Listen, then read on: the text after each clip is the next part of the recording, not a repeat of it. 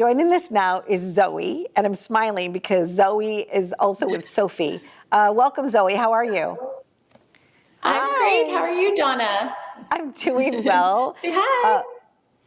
I think she sees herself on the phone. I love that. Okay, so Zoe, you are the mother of 4, and you created your own line of soft, allergy-friendly pajamas for the whole family. That's right. And so it comes as onesies as well as a sleep set, right? And so Zoe, tell us about that. Why is this super luxe fabric important to you and your family? Tell us about the eczema and why you created pajamas with a better fabric. Yeah, exactly. So after Sophie was actually born, I decided to create this company for the love of my children and for the love of fashion. So I wanted to create something that was also good for their skin as they're hypoallergenic, and also very comfortable, easy to stretch and put on the child. And that's why I started, was the love of fashion and children. I have 4 beautiful children, and I wanted them to have the best pajamas out there. Well, I appreciate that. And what colors do they come in? What is your color our line? newest color, exactly, we change every season. So our newest color right now for spring and summer is this beautiful coral pink for girls. And it is buttery soft, as you can see on Sophie. She's super cozy. We have our cute little sun logo here on the chest. And then we have another awesome color for boys I'd love to show you in blue. Let me show you now. Okay, that sounds great. Ari. Bye, Sophie. Bye, Sophie. They're so cute. Zoe, they're precious. Thank you. You're welcome. Thank you so much. Here's my little one, Ari. Hi, Ari. I know you can't hear me, but Mommy can hear me. Here we go. So Ari's in our little onesie here, which is awesome. It has a 2-way zipper where it's easy to change baby at nighttime. And it's super soft, same fabric, our super luxe bamboo. And Ari's in our jean blue color. Can you say hi, Ari? Hi, you guys are so wonderful. It's so nice. So here you are, you're a mom, you have your own company, your children are doing some of the modeling with you, you're making it a whole like family affair. How are these? I like that you said the 2-way zipper, because I know that easy changing is so important in the middle of the night. Like to try to zip and pull the legs out, it's not as easy, but having that zipper come this way, it makes it so much better. Yeah, the 2-way zip, so the baby stays warm on top, and then you can easily change the diaper below. I'm just gonna put you down. Perfect. Bye. Bye. So it keeps them cooler in the summer and warmer in the winter, and you're using a beautiful super luxe fabric, and they're available, like you said, in the 2 styles, correct? And what else are you? And what will you be doing this fall? What's coming up next for your brand, which is Bebe Sunny? I like saying it. It's just a fun thing to say. It is fun. You know, I love anything French, anything baby in French, and we live in Canada, so we're a bilingual country here. So it's kind of a fun little name. Sunny is actually the name of my second oldest daughter. And she suffered from eczema, so that's why, again, I decided to go ahead with this fabric. What we have coming up is some beautiful new colors, red coming for this holiday season, which is always great. We have a few darker hues for the Halloween season, and we're also going to have mom match the babies, so for women to match their children, so the whole family can match. I love that. That makes me so happy. Yeah, I'm all it's about fun, that. right? Yeah, I remember when my oldest son Andrew was little, we used to get clothing from a company called Kelly's Kids. I don't even know if they're still in business anymore, but I just loved it. It just made me feel happy and connected to my child. So I love that you're doing that with your brand. Yeah. Zoe, thank you so much. Thank you for introducing us to your children and celebrating what it is to be both a mom and a mompreneur. right? To be both. So Exactly. congratulations. Congratulations. Happy journeys Oh, to thank you. you. So nice to meet you. Nice to meet you too. Okay, Happiness to you, take Zoe. care. That was really fun. I love kids, as you could tell. Be well.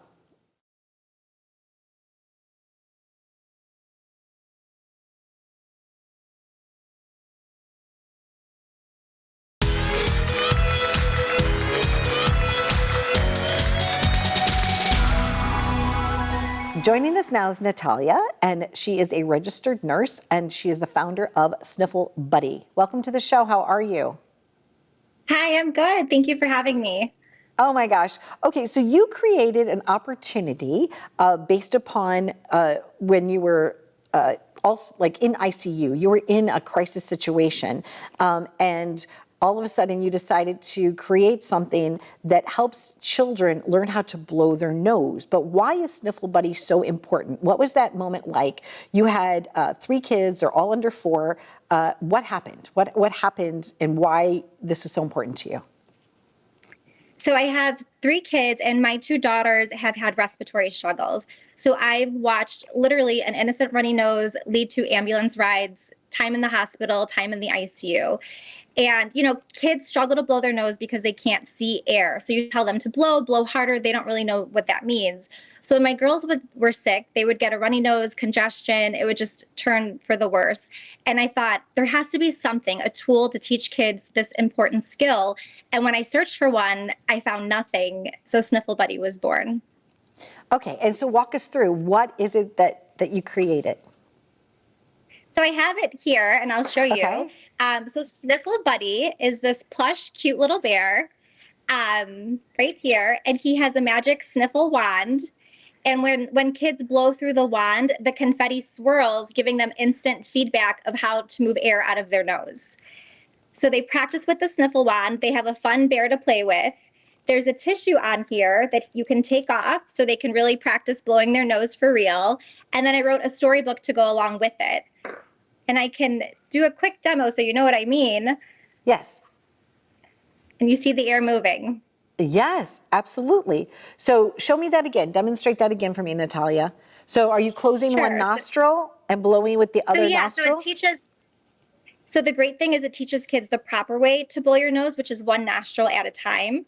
Okay. So you just hold it to your nose, you plug the other one, Right? Interesting. you blow, Do you know, and you see. even adults don't know. I didn't know that that's the proper way to do it. So each nasal cavity, you're supposed to do it the opposite direction.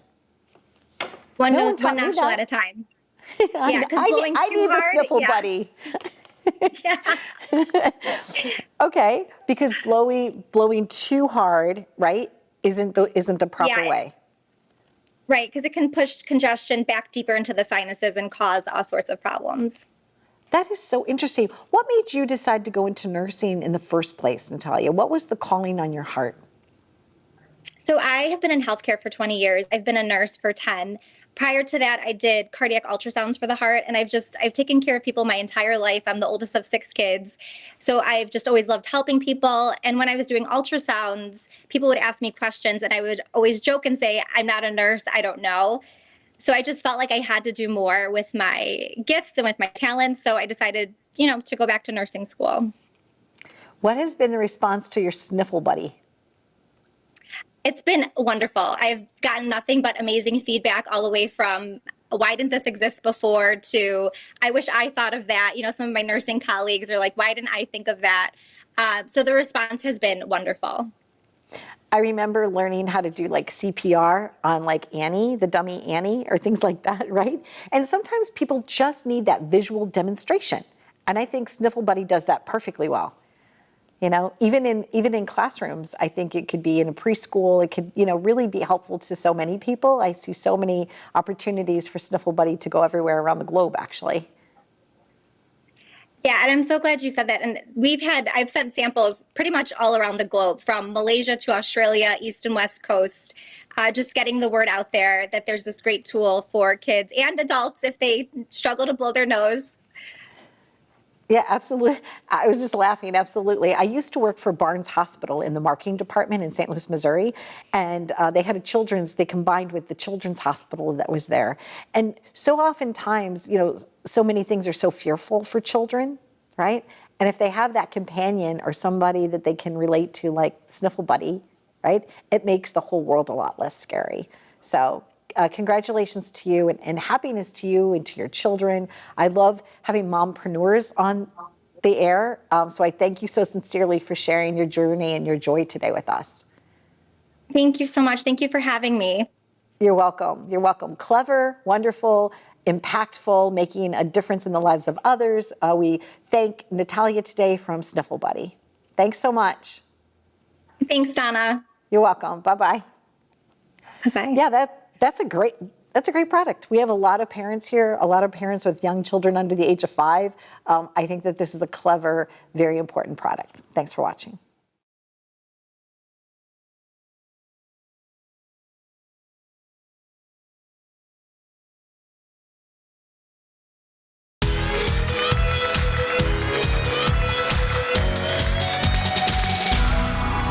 Joining us now is David, and he is with MatchaLeaves. Welcome to the show, David. How are you?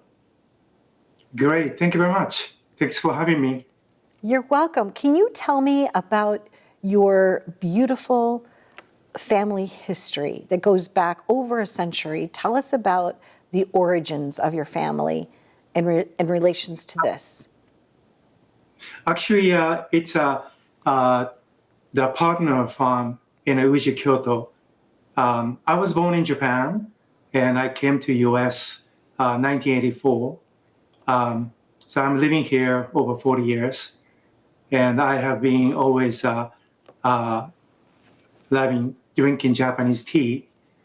And I think somehow I started drinking more coffee than tea ever since I live here in the US. And so I always had this interest with Japanese tea and matcha. A few years ago, I met the Mr. Yoichi Nishizawa from Japan, who brought matcha from Uji, Kyoto. And that kind of triggered me to get into matcha business. That was 2019. And Mr. Nishizawa, he had a connection to this family farm in Uji, Kyoto. They started cultivating the tea 1840, I believe. And ever since then, the family has been running this tea farm. And now it's been 6 generations that tea farm is being cultivating Japanese tea. And also this tea farm has been producing organic matcha, organic Japanese tea, since 1970, which is a kind of early, they're like early adapter for the producing organic matcha. And I really, really like these people because I value the product with the organic product. And so this is how I introduced this family, and I start working with them since 2019 and start bringing Japanese tea into the American market. Your product line is so authentic that when you're having the experience, it's more than just drinking the beverage. It's how it makes you think and feel when you're present to the experience. And also it comes with, I love this, like it comes with like a little matcha card that tells you how to do it. So I'm very glad that you spent time with me. And our visit wasn't too long at all. And so if somebody wants to have this experience, they could just go to your website. You have different options for them, correct? And yes, you'd be able to, right from the online store, they would be able to have an experience of their choice. Can I show you product line I have? Yes. So this is the best matcha I have from the tea farm I'm working with. This is the Spring Harvest first harvest has a very rich umami with this matcha. And I only recommend to drink this matcha with hot water. I call the matcha Americano. And please do not use this matcha to make a matcha latte because this matcha is so good. Just please drink with a hot water. Okay, And it's best to drink this hot. Yeah, 10 Okay. or Thank you. and this one is I'm sorry. This one is matcha. I call everyday matcha. You can drink with hot water, or you can make a latte with it. And this is a lot of people like this matcha for the latte use, and has a very great taste profile when you make a matcha latte with this. Okay. And this has 20 servings inside of this. So this isn't just like Yes. you pour the whole thing in. It's for 20 servings, just to let someone know. Exactly. And is there anything else Yeah. you wanted to show me, David? Yeah, That one? this one is Okay. just very expensive.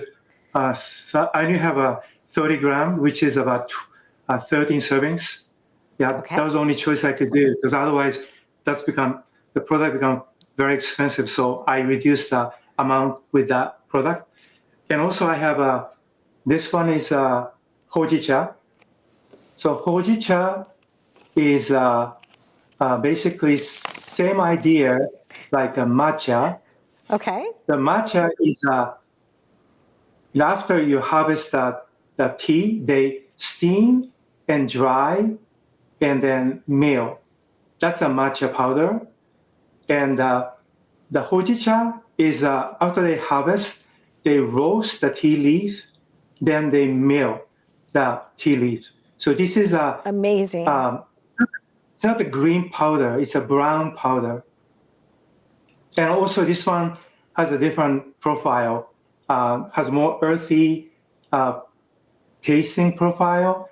And also because the tea leaf is roasted, this one has a very little the caffeine with this. So this is good for drinking even like before you go to bed, you can drink this. It's also good with hojicha latte. And this one is a fall harvest. And fall harvest matcha is very rich in antioxidant.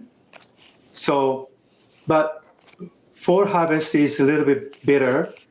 So I recommend to drink this with a matcha latte. But I would say this one is most healthy out of all my lineup because this one has so much antioxidant, which is called catechin, is very rich. Ah, And also I want to talk about my chocolate. this looks This good to me, one? David. Wait, yes, this is going to be my favorite. You know why? Why do you think this is my Yeah. favorite?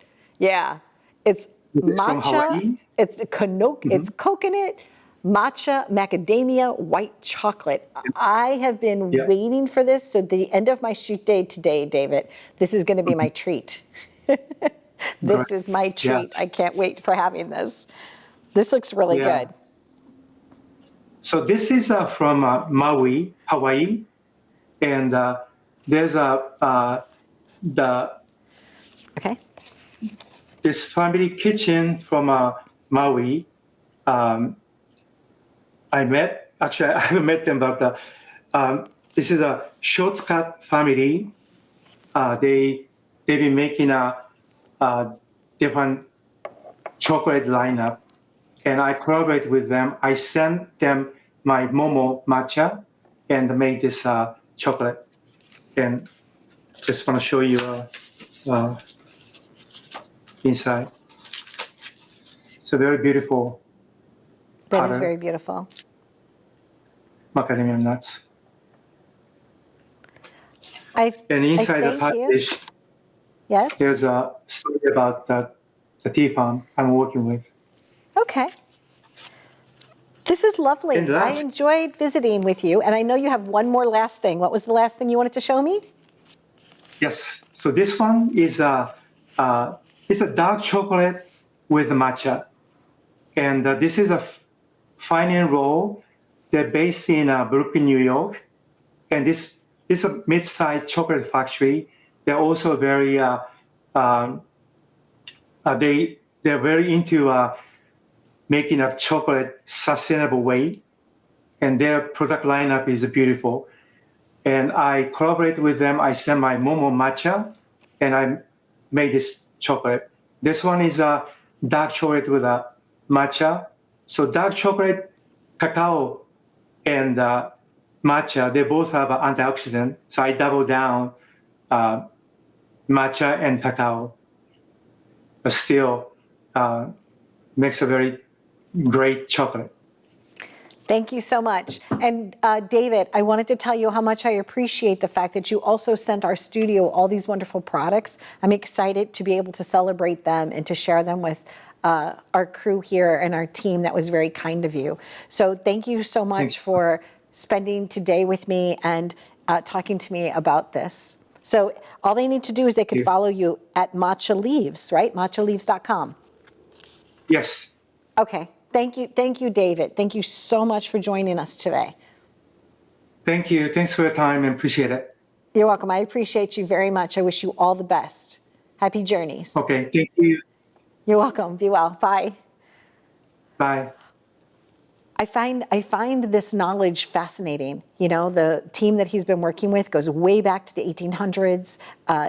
It's sustainable, it's organic, and thanks, David. Be well. Bye-bye. Thank you. Bye-bye. Bye-bye.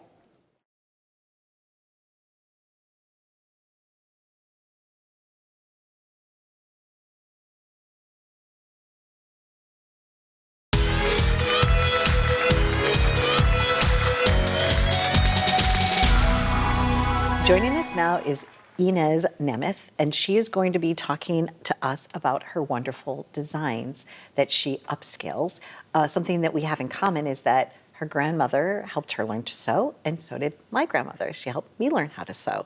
Nice to meet you. How are you? Nice to meet you. I'm good. How are you? Good. I remember growing up at my grandma Campana's house, and she had a sewing machine, and we would sew my school clothes, like from Butterick patterns and things like that, and I absolutely loved it. She had a Singer sewing machine, so we would spend, usually like Labor Day weekend, so it was a little after school started, right? And we'd buy all the material, and we would sew together, had a lot of fun, had things that had lace, and when I saw this garment that you made, which is so stunningly beautiful, it reminded me of her, knowing that you also have a rich heritage when it comes to sewing. Oh, yeah. Yeah, so That's tell me so about sweet. that. Tell me about the early days for you. Yeah, so I've been sewing my whole life. Like you, I also learned from my grandmother. And then I also had the privilege of learning in school because I went to a Waldorf school, which teaches all its students a little bit about sewing. So I had that since a very young age. And then for the most part, I've also been very much self-taught. Yeah, once you learn how to like do the bobbin, that's the trickiest part, right? Yeah. Because when your bobbins Exactly. sometimes get stuck, right? And you have to like release the bobbin and threading the needle. And threading the needle, exactly. Once you get those things down, it's like it pretty much is a little easier.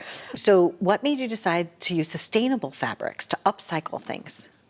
Well, I've grown up in an age of, as you've probably heard, more and more fast fashion, you know, the rise of Shein and brands like Temu, and not to shame those brands at all, but I became kind of disillusioned by the quality I was seeing in the pieces I'd buy sometimes, and also the waste that we'd see happen. So I wanted to do something different, and I, by chance, wound up at a local textile shop that has an attic full of their unused fabrics. So also in my learning process, I just bought a bunch of these fabrics at a very reduced price, and I learned using those, and I realized they were actually, you know, better quality than a lot of the fabrics I had seen my pieces be made from that I'd buy from stores.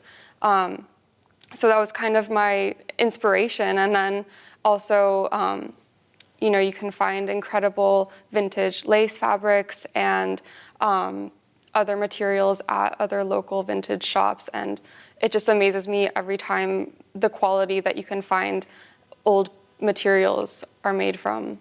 Well, also the way that you do things, like this is really beautiful, Inez. Like when I'm just going to turn this around, it has this beautiful ribbon corset back. You know, it's lovely, but also like all of your stitching is so even. I can tell how meticulous you are with all of your garments. They're absolutely beautiful. And as one of the things I like about them is they're an oak. Do you know what an oak stands for? One of a kind, right? So your things are really special because they're like art pieces, wearable art, right?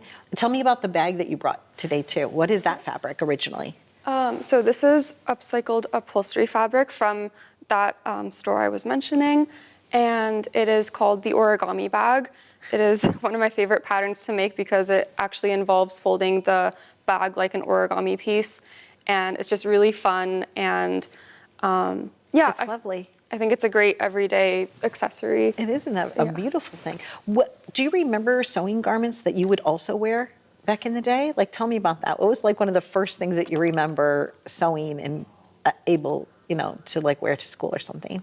Well, I started sewing at a young age, as you know, and from, I would say, the age of around 11, actually, me and one of my best friends at the time would create fashion shows for our parents where we'd wear the pieces that we made on our like pretend runway. Right. And I think I would also wear some of the pieces to school at the time. But, you know, pieces like this, I also wear out and about whenever I can. They're lovely. So, yeah. Really lovely. And thank you for sharing a lot of the photographs and things like that. I know that you just graduated Columbia, so yay! Thank you. That's fantastic. And I asked you if you were a linguist, and you said that you speak 4 languages. It's more than I speak, right? I remember Spanish in college, and right before the big final exam, somebody had stole my book. And so I ended up getting a B, and I was so flustered by that. It still bothers me. I'm now a grown up, right? And I still remember, I'm like, oh, I just wanted an A in that Spanish class because Senora Greer would have been so proud of me. What is new on the horizon for you? Are you thinking about opening up a storefront? Are you going to have your website be your digital storefront?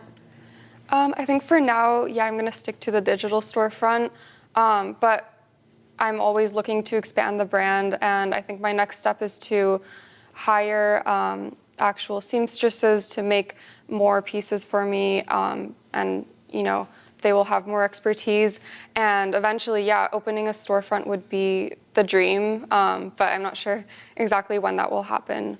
I see that in your future. Your future is very bright. It was lovely to spend some time with you, even before the camera started rolling. Inez, you're very talented. I really appreciate your artistry, and it was so nice to meet you. Thank you so much. It was lovely to meet you too. Nice to meet you too. There you go. Like I said, today is just full of wonderful, amazing guests that are living their life fully, living out their dreams. So please go to their website for more information. I'm Donna Drake, and thanks for watching.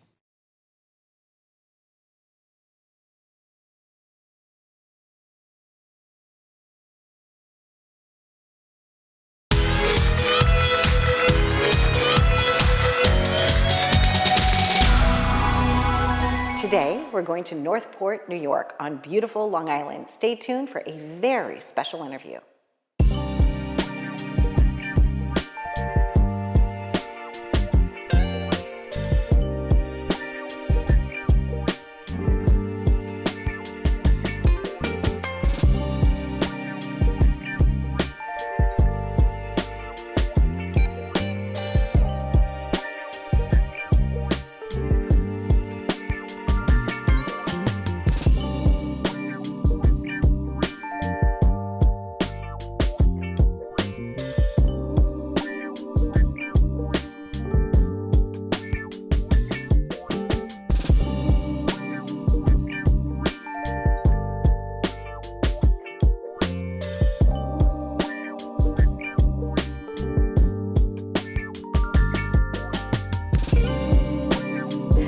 What you love best about dancing at this particular academy?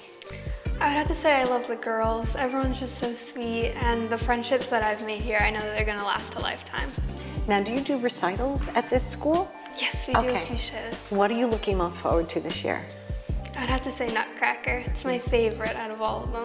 And have you danced Nutcracker before? Yes. Did you get to be like one of the little children that come out of the dress? No, I was never a bonbon.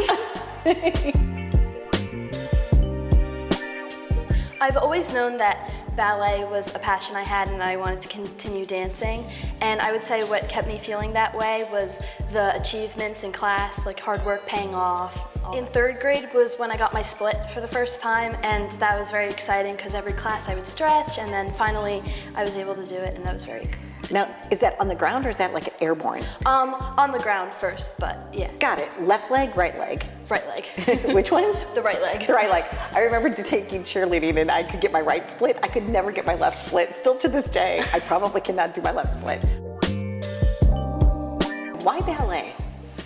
I started ballet at a young age, and as soon as I took my first class, I just knew I was gonna carry it on for the rest of my life. So I actually have a basket in my closet of all my old point shoes, and I saved them all. You do? Mm-hmm. Are you hoping to decorate a wall like you have here? Yeah, also it's fun to decorate them and stuff, yeah. That's really meaningful. Today. I love Miss Danielle. She's a great teacher and she helps you and it makes you feel strong, and I just love ballet itself. How many hours a week do you get to dance here? Do I get to dance here? I take classes on Saturday and I'm hoping to add more classes to my schedule. So. Wonderful. And what performance are you looking forward to this year? Nutcracker. You Always are. Nutcracker. I love Have you gotten to see Nutcracker? Have you been going to performances before? Yes, I've actually been to the New York City Ballet Nutcracker, which was such a privilege and it was great. Magical, right? Yeah. What does your family say about the fact that you have become like an accomplished dancer? Well, they think I'm really good at it, and they think that if I just keep trying, then I'll get even better. I would say so too. A lot of times people don't realize that ballet is actually a sport, but you realize that it's a sport, right? Yeah, so a lot of times people think, oh, dance, music, the arts, they just think of it as art, but I look at it as sport because you have to go to rehearsal, there's a lot that goes into it. Yes. About how many hours do you participate in dance each week? Well, I do Tuesday, Thursdays, and Saturdays for 2 hours. That's a lot of time. So all of your cool leotards all match. You've got cute white bows, and it stands for NAB. And what do those letters stand for? Northport Academy of Ballet. Perfect. When you say that word, do you have a sense of pride in your heart? Yeah, I'm really proud of Miss Danielle and how hard she works on her dance company, and I'm so proud of the people who come here and support her. At what age did you realize that you had a talent for this? How old were you when you said, you know what, not so bad, I'm pretty good? I realized that about 3 years ago. What was it? What skill did you accomplish that made you feel like, wow, I did it? It was my pirouette. I felt really proud of myself because I've been trying for a really long time. Ballet is something that just takes practice, right? And poise. Do you know what the word poise means? Oh, it's when you're able to kind of have a grace over your presence. And I think that everyone on the line, when you guys were all lined up, I noticed how beautifully poised everybody has, the composure that you all have. So you have been a dancer here at NAB for a while, a couple of months now. Yeah. How's it going? Good. The teachers here are amazing, and I just love ballet, so. It's a nice space here too. Yeah. Right? What's one thing that people are surprised about when they find out that you dance ballet? Have you told your friends? Do they know? Yeah, I do spins in the hallways and stuff. It's very easy to know that, oh, I'm a dancer. You lived the life. Yeah. You lived the life.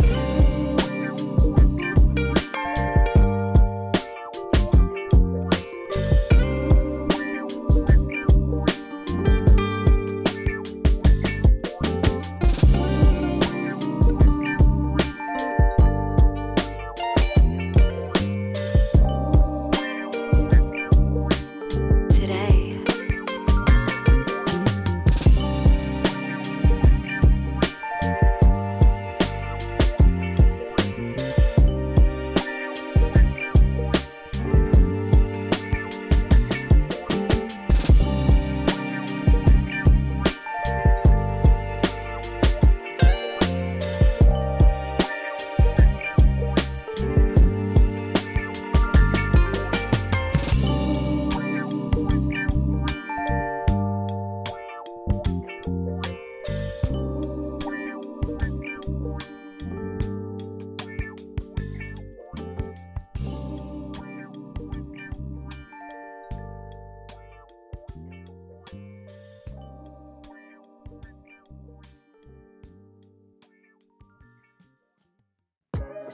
Well, here we are at NAB, which is Northport Academy of Ballet. With us now is Danielle. Hello, and thank you for inviting us to your beautiful place. Hi, thank you so much for coming. And these roses are beautiful, ballerina pink. Thank you, yes. Right, ballerina pink. Yeah. At what age did you decide that this was going to be your journey? How did you know? I started dancing when I was 3, but by the time I was 7 or 8, I knew that I wanted to do it all the time. So then I started taking class every day, 6 days a week, I danced. Now, you had some incredible instructors. Walk us through the pedigree of the amazingness that you've been able to experience so far. Sure. So when I first started dancing, I started at Siskaya, which is a really lovely ballet school on Long Island. And from there, I trained with Maggie Black, and she was an extremely talented teacher through the 80s, 90s, and early 2000s. She was amazing. And they call that, is that Black Magic dance? Black Magic, okay. Yes. She was absolutely magic. She was amazing. And I was one of the very few fortunate ones to train with her. Also David Howard, who I was able to train with, and he is internationally known, very, just an amazing ballet instructor. And I was able to be one of the ones that was featured in Point Magazine with him, and did some private lessons and things with him. So he was amazing as well. Lovely. So it's really, ballet has really defined your life since you were a toddler. My entire life. Your yes. entire life, Yes. right? My first love, for Probably sure. not a memory that you have that didn't have something involved with dance, No. ballet. Right, everything. There's many different types of dance. Were you always just a ballerina, or did you try to other types of dance, or how did ballet call to your heart? Yes, I was mainly a ballet dancer for the majority of my life. So Okay. I did ballet and Russian character dance up until high school. And then I was introduced to other forms of dance, and I tried some modern dance, theater, jazz, which I loved, but still ballet had my heart. And as I became an adult, I also took some Latin and swing dance and ballroom, so I enjoy that too, but that's more of a hobby. Understood. But ballet is where it's at. Ballet is it. Ballet is where it's at. How did ballet begin? Was it in Russia? Tell us a little bit about the background of this form of dance. Sure, it actually began in Italy. It has the biggest influence, actually. So Really? during the 15th century, the Italian Renaissance is really where it really began. And I mean, it was influenced also through, France and Russia as well, but it originally started there. Beautiful. Stay tuned for more. We hope that you enjoyed watching this beautiful dance, listening to these dancers that are speaking truly from their heart, and our visit with Danielle. I'm Donna Drake. Thanks for watching.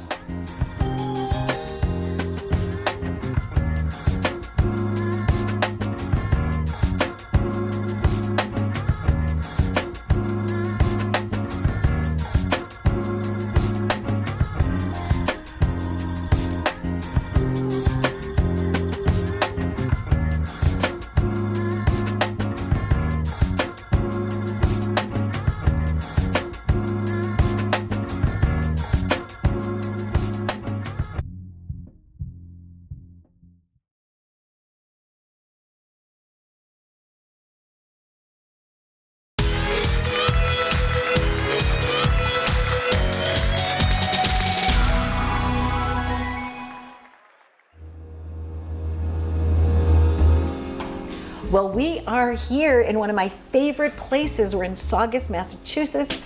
Guess what's coming up next? Good food, good people, and great times.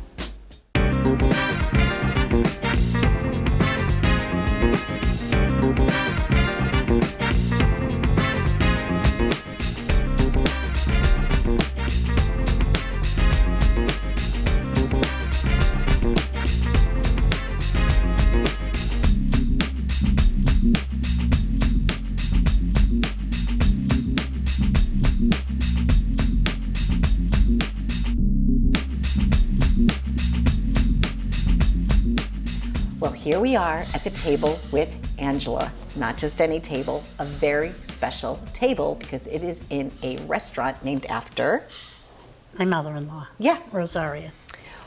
What were they like? What was their family like when you first got to come to the family? My husband's family? Yes. They were she was a sweetheart. She was the best. Yeah, my father-in-law was a little tough. Okay, okay. My Italian, my right? mother-in-law was wonderful. Yeah, Do you remember the first family meal that you had there? The first time that you had? I did. I couldn't understand one word they were saying. Okay. But they smiled and you thought the food was good Absolutely, and, yeah. and then you Yeah, stayed, yeah, right? yeah. This place is wonderful. It has a 60-year history and started on the hill, I guess, right? It started like a long time ago. In They had the another north end, location. in the north end of Yeah, in the north Boston, end. yeah. Yeah, the north On end. Salem Street, yeah. And now it's been here about 30 years. And then we came to Saugus and right down the street for 13 years. Okay. And then Joe bought this whole area here. We've been here for 15 years. Oh my goodness, quite a long history. Yeah. Amazing. Was it always a grocery store? Like for 60 years, it started with selling in sandwiches? the North End, or- it was yes. What was it like then? In the North End, it was totally Italian. Okay. With all the prosciutto hanging and the capicola, and outside in front of the front door, there was all these buckets with olives, Oh. all kinds of olives.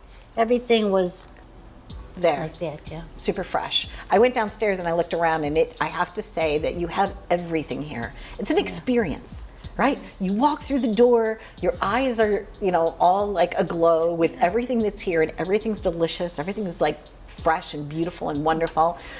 When the grocery store became like super popular here, right? And people just, you were known for the sandwiches and all the other things. What's your favorite thing? What's your favorite item that you have to get here? Do you have a favorite? Their sauce, The sauce. yeah. Okay. It's made here. Absolutely. We just started jarring it with Joe's picture on the front, and we'll be selling it to all the big supermarkets. Congratulations. Yeah. That's wonderful. It's the best sauce. Yeah. A lot of times people, when they are sitting down with their family, if they can't get here to the restaurant, right, on a Thursday, Friday, or Saturday, sometimes it's nice to just know that they can go home and still have that, that goodness.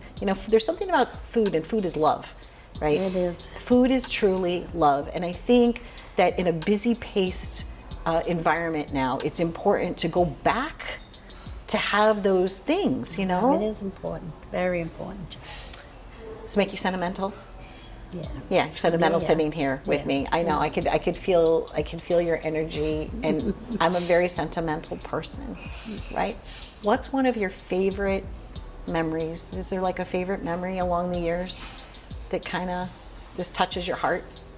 Just being with my husband and our trips to Italy. We made a few trips together that were wonderful, and those were my favorite times. Sourcing, like, were you looking at things, being like, oh, we need to We have went that to his here? hometown. Okay. Stayed with some of his relatives. It's a whole different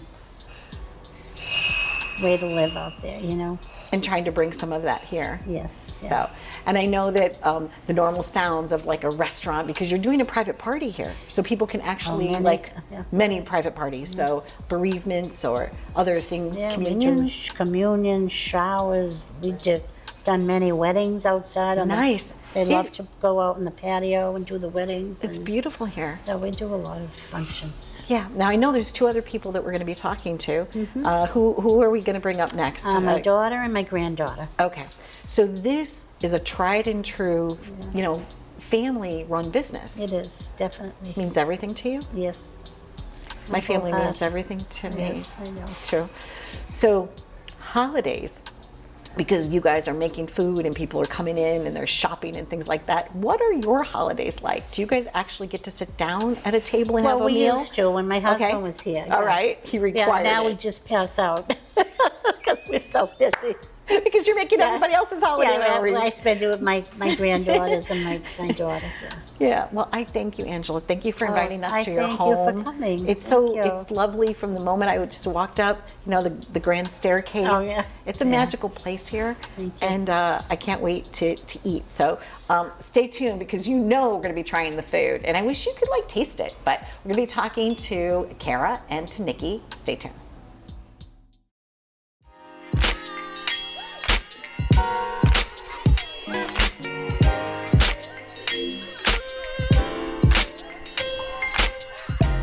Okay, so now I've officially joined the family, right? And so what are we, you're going to teach me how to make a sandwich. Yes. Okay. I'm going to teach you how to make a sandwich. All right. All right, here we go. Decide which sandwich she wants to make first. Day one. Okay, I think I'm going to make an Italian sandwich. Italian sandwich? Okay, what do I would need? you like on it? Just pretend like the works. Okay, we're going to do the works.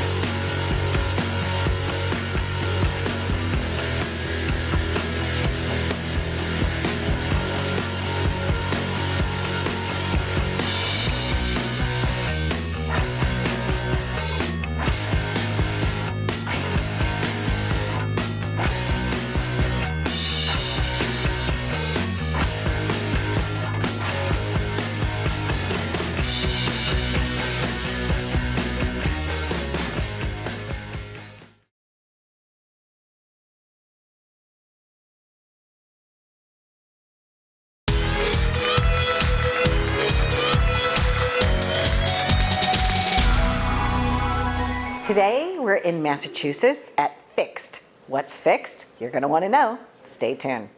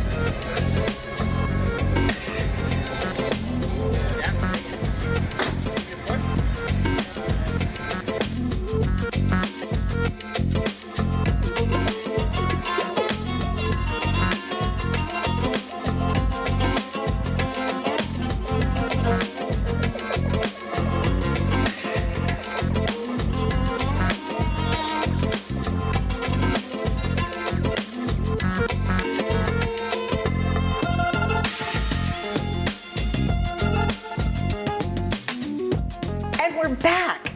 Wow, that was so fantastic. We are in Wellesley. Is that how you say it? Wellesley. Wellesley. Wellesley. Wellesley. Wellesley. Wells. I like that. That's the name of this town. How long have you been here at this practice? We've been here about 3.5 years, almost 4. Okay. Your dental journey started what year? Oh, my dental journey started way back about 24 years ago. Okay. Yeah. So And now you have, is it 3 locations? we have 3 locations. Okay, tell us about this location in particular. So this is our flagship practice. It's the only one of our locations that was a scratch startup. So there was no dental practice here before. This was something that back in 2021, my wife and I had sort of the vision and the desire to let's see what we can build on our own. You know, we wanted to make it our own, design the practice, the flow of everything from scratch. And so we just started kind of marching down that road, and every idea that we were writing down, I had written down ideas for over a decade of, you know, if we ever build it someday, I want to have this, and I want to have that, and I want it to work that way. And we started bringing it to life, yeah. You are the future. I hope so. This practice is the future. The bank says I have to be, so. To me, what's so extraordinary is that it's one stop. People walk out of here with teeth. They do. Correct. How does that happen? How are you able to provide that for your clients? Let's walk through the process. Sure. So I a lot of times I explain to my clients that, you know, it's my job to make this very, very complex series of procedures look and seem simple, right? Okay. And so that it's really been sort of a passion and an obsession of ours over the years. It's a combination of skill set, of knowledge, of education, but then also technology, some engineering, and employing all of those moving pieces together, because the complexities of what we do, having someone come in with big dental problems and then leaving with teeth that look like it's all done, or that it's always been there, that it's just beautiful and it works and it feels good and it's strong. especially when we're doing that all in the same day. You know, there are a lot of moving parts, pieces, and people who, you know, that client is their full-time job that day, and then even beyond as well. And so it takes a lot of coordination. A lot of times I say, you know, it's like having an orchestra. I know how to play every instrument in the orchestra, but it's my job to really do this. You know, Yes. is that I'm directing each of those different compartments of the orchestra here and bringing that together. It works so well, because it I was does. talking to some of your team, and the thing that I liked the best was the fact that it's very patient-centric. It's all about that patient, not just giving them, and I was making a joke. I said, oh, it's not like you take George Washington's wooden teeth and it's the same teeth and you're just putting it in the mouth. Correct. No, you're creating something, like a Everything's piece of tailored. art, like Yeah. a sculpture Correct. that they get to wear that's just one of a kind for them. Right. I think that's beautiful. I think so. so The too. smiles you're creating are their smile. You're finding their personality and you're bringing them to life. That's the goal. And so Okay. sometimes, you know, I'll have a client that brings in photos. They say, once upon a time, I loved my smile. I've lost it since then because of, you know, various stories that caused them to lose their smile, lose their teeth over the years. I have others that say, hey, I used to have more teeth than this, but I never liked my smile, so I don't want you to recreate what I had. Okay. And sometimes they may say, you know, but my son or my daughter has beautiful teeth. And, you know, we'll say, well, you know, there might be sort of a genetic relation there where maybe we can copy that, or maybe we'll start from scratch. And Okay. so we try to find and tailor for each individual what's going to look right for this person. I like creating smiles that look beautiful, that look natural. My goal is that, you know, friends, family, people that you know or don't know, just think, you know, you've just always had such nice teeth and you've probably never sat in a dentist chair. And I don't want it to look like, pow, you know, you must have just got veneers, right? Right, exactly. You don't want them to, you don't want their smile to enter the room before they do. Yeah, if a stranger at the gas station compliments you on your veneers, that's a failure in my book, right? You know, Right. if it's so white that it glows in the dark. Now I have some folks that they want that. You know, Okay. I tell them, you know, I can make that. No one's going to believe that those are the teeth that God gave you. And for me, that's the same as asking me to make your teeth purple. I can do that too. Right, but should we make Don't their tell teeth anyone purple? that I'm your dentist. So you have had this practice now, and what happens is from the moment that they walk through, right, they're just treated like the celebrity and the beautiful person that they are, the uniqueness of Yeah. that person. So you measure them. I guess, do you work with people that aren't just cosmetic patients, but the people that actually you have to recreate their smile because they've had an injury or? Oh, certainly. Okay. And so yeah, there's sort of the cosmetic and aesthetic side of dentistry of what we do, which is, you know, making things look beautiful and making things look natural. And there's the reconstructive side of things where maybe there's been an injury or maybe there's been a history of drug use and abuse and someone's been sober now for 10 years, but the scars of that history still remain. What's I think very unique about my team and our practice culture is that it is an absolute zero judgment environment. And Beautiful. so we've heard every story you can possibly imagine. I have multiple people that sit in my chair every week, and they sort of they break down and they kind of feel like, you know, I would bet that this is probably the worst that you've ever seen, and Maybe not. you have no idea what we've Right. seen. Right? You know, I have seen it all. There's nothing that can surprise us now these days. It's so normal to us, and we don't see really what the problems are right now. You know, our minds all sort of look toward the potential and what this can be, and we just want to get to know you, the person. How do you want this to be?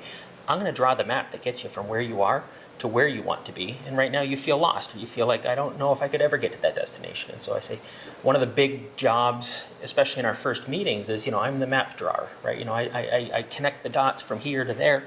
A lot of people will look at those plans and that map and they say, wow, it looks expensive. Sometimes it is, a lot of times it is, right? You know, but the nice thing about having a map is that if you have your present location and you have your destination, well, you have some options also. You can walk the path, you can run part of the way and then sit down, take a break for a little while, and then we can go complete the job later. Or you might say, hey, I want to get to that finish line as fast as possible, let's take a jet. Or a DeLorean. So, yeah, or a DeLorean, right? You know, you can take a time machine. I can get you back there, you know, a few weeks ago. So that's the beauty of what we do. We're goal-oriented. We want to know, where's this supposed to end? Okay. And, you know, here's the list of things that look very, very complicated, but we're good at making friends, and we're all going to be friends at the end of all of these appointments, and we're nice people because we do every step here in the practice. And so if I was a big fat liar and I hurt you in the beginning, right? You're not going to come back and let me finish the job. You're going to say, I don't like that guy, right? So we have every motivation to make sure that we deliver on the things that we say that we can do. It's different if you're at one of these dentists where you're going to 3 or 4 different dentists and locations, and you go, a couple of these appointments are at the oral surgeon that is kind of a jerk or you don't really like, but who cares? You find out when you go there for the appointment, you have something done, you go, that wasn't a great experience, but I don't ever have to really see that guy again, right? Lovely to meet you, to meet your Pleasure. team, to Nice to see meet that you. you're changing lives, and we were very excited about coming here to celebrate you. So, and thank you for the ride in the DeLorean. My pleasure, Back to yeah. the future. Yeah. It's lovely. Yeah. Just had the greatest time here. So thank you so Excellent. much. I'm glad that you did. Yeah. Who knew you were going to have fun at the dentist? Who knew that I was going to wake up today and get to time travel with you? Who That's knew? right. And have fun at the dentist. Well, there you go. We hope that we took you on this amazing journey.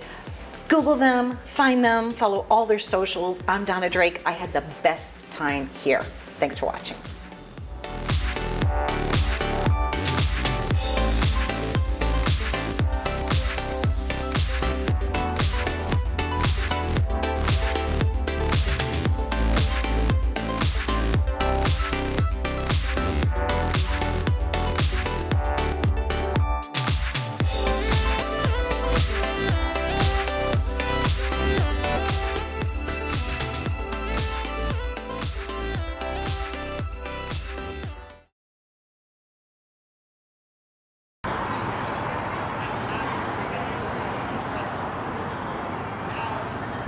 I had formed a relationship with Zach. He was trying for a while to get the film up, and I'd seen this one on film already years before because he did a little short with her, and I just loved her, and I could understand how that would happen. And it's a very indescribable genre, and I'd never played a character like that before, so I just thought it would be fun, and it was fun.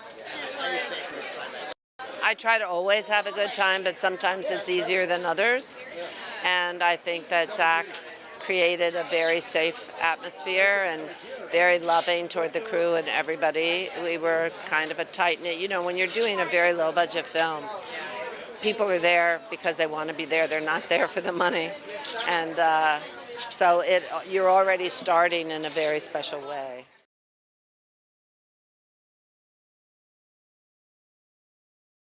This is Donna Drake. Happy journeys!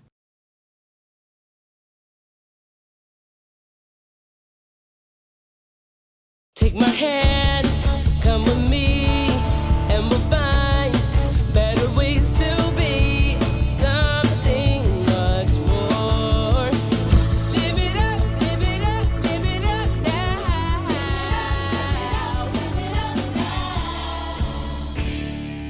Thanks for watching Live It Up. You can visit us at liveituptvshow.com.